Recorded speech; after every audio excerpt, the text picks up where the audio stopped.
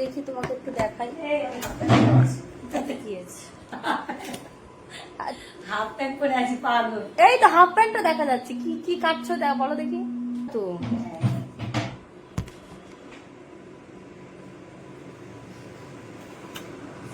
পায়েলদির সাথে একবার, পায়েলদির তোমার সাথে একবার কি দেখা করবে না, প্রিয়াঙ্কাদির সাথে আমার একবার রানাঘাটে দেখা হয়েছিল, আমি তোমার কথা জিজ্ঞাসা করেছিলাম।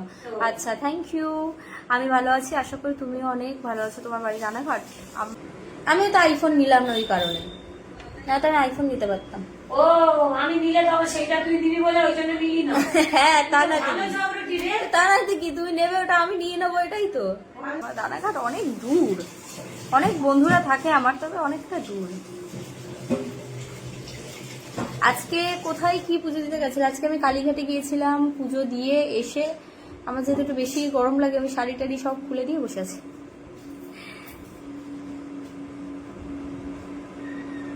সোনা খেয়েছো তুমি? বাবা এটা কে?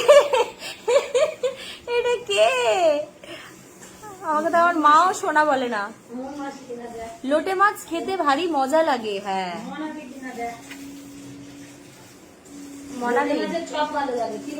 আমার লোটে মাছে কি রান্না, আমার মা লোটে মাছ খুব ভালো রান্না করে। আমি অ্যাকচুয়ালি আমার মায়ের হাতের রান্নাই খুব বেশি পছন্দ করি।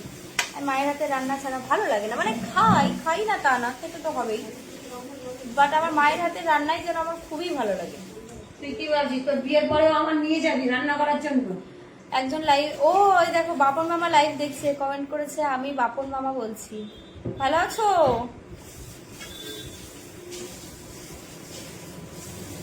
मैं देखी तेरी मजबूरिया ला ला ला ला ला ला ला ला ला ला भोजपुरी गान कोणता कोणी सायना से मुझको सैयाची दिलवा मांगे ले গামছা এটা মনে আছে তো? নিউ গড়িয়ায় কি আবার বাড়ি কিনেছো? হ্যাঁ, কিনেছি।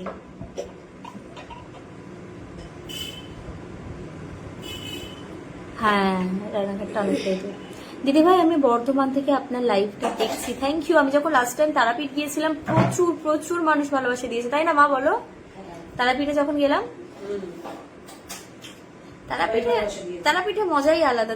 তারাপীঠ গিয়ে আমি অনেকটা ভাইরালও হলাম। তারাপীঠে যাবো। তোমরা যাবে? যাও। তারাপীঠে কদিন আগে গেলাম, মানে কদিন আগে যখন আমি গিয়েছিলাম তারাপীঠে, যে কটা ভিডিও বানিয়েছি সব কটা ভাইরাল। তারাপীঠ খুব ভালো জায়গা। ওই লোকটাকে মামা, ওই বুড়ো লোকটাকে দেখলে ওকে 500 টাকা দিও আমার হয়ে, আমি টাকা দেবো, ঠিক আছে? কেন কি ওই যে ওই সাধুটাকে বুড়ো তো বুড়ো বলবি? হ্যাঁ, বুড়ো সাধু। কাকুর দাদু হয়তো দেখবে, তখন বলে আমাকে বুড়ো বলেছে। এই বয়স হয়ে গেছে, বুড়ো সাধু,